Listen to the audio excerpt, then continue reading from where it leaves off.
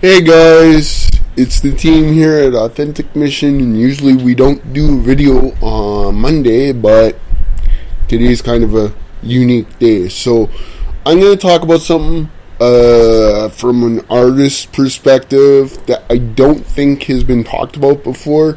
At least I didn't find any videos on it. Maybe it would go under writer's block, but I don't know. I'm going to call it something else. I'm going to call it writer's blues. And the reason I want to talk about that is because I ran into a really unique position this past, 4-5 months. I'm working on 3 different scripts right now, and to be honest, I'm kind of bouncing in between scripts because I'm just, one day I feel like writing something happy, next day I feel like writing something that's kind of serious, but it's got to be talked about. And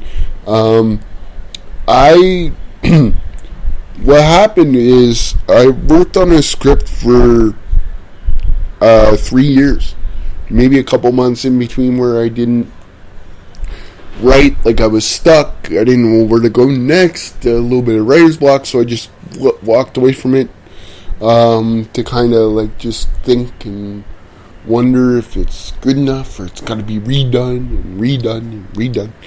I don't know who it was that said it, but there's a guy who works where I live, and he said that one guy said that a script or a book is never really truly finished.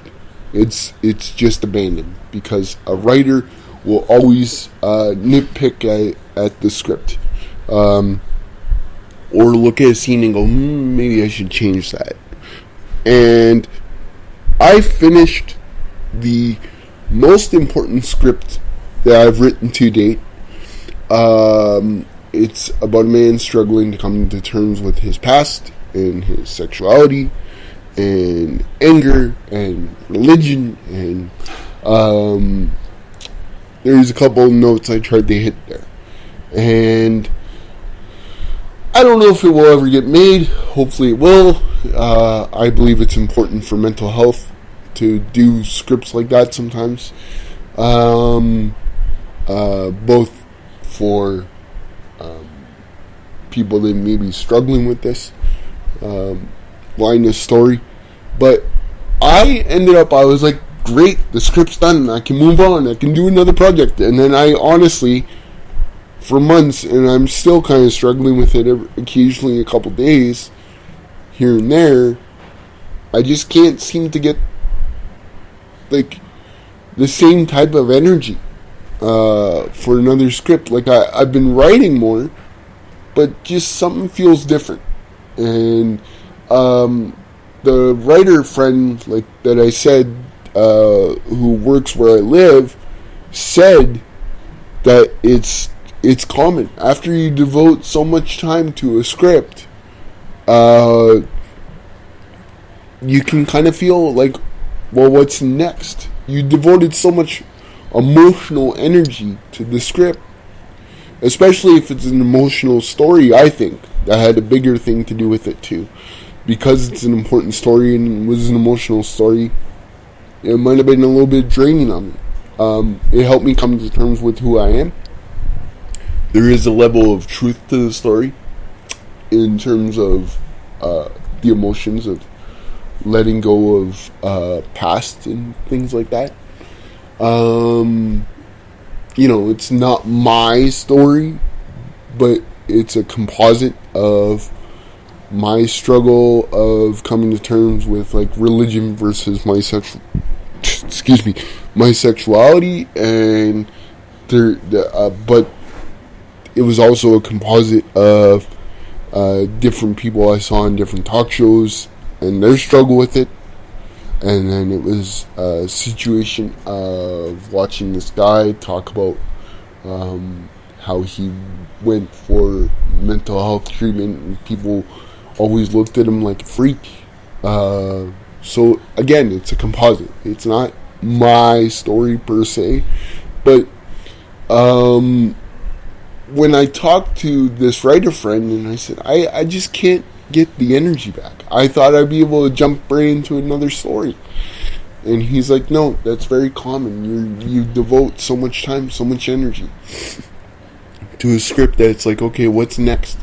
So, do I know the exact way to come to another story? No. I do know what's kind of working for me. And I figured out for myself, I watched interviews with different writers, like Dustin Lance Black, who wrote, Milk, as in the story of Harvey. And I watched things about his writer's process. And he had, there's a lot of it that helped me. Now, everybody's got a different process, I'm sure of that. But for me, it's like, okay, what kind of story do I want to tell? It's got to be important. It's got to be, it's got to talk about an issue, whether it's alcoholism, sexuality, or God, or, for me, it has to tell, even when I'm doing my sitcom stuff, there has to be some sort of emotional connection with any character. And with my sitcom stuff, I've written with my partner, writing partner to be more specific. We end up writing stories about people in wheelchairs, because that's something that's not really being done on TV except for a show that's coming out in September. I think it's September 21st. I'll double check that one day. But it's called Speechless. And you have to find your reason for telling a story. Even if it's, like, let's say if you want to write a kid's movie, like something you grew up with, like maybe Three Ninjas or some Disney movie or something, there has to be a message in there of something. It can't just be, oh, well, you throw in a puppet, or you throw in this, or you throw in that, and kids are going to love it. There has to be a message to the story. There has to be a purpose. If you don't have that purpose for the story, then you're not going to be able to move on. But as a writer, you can't not write.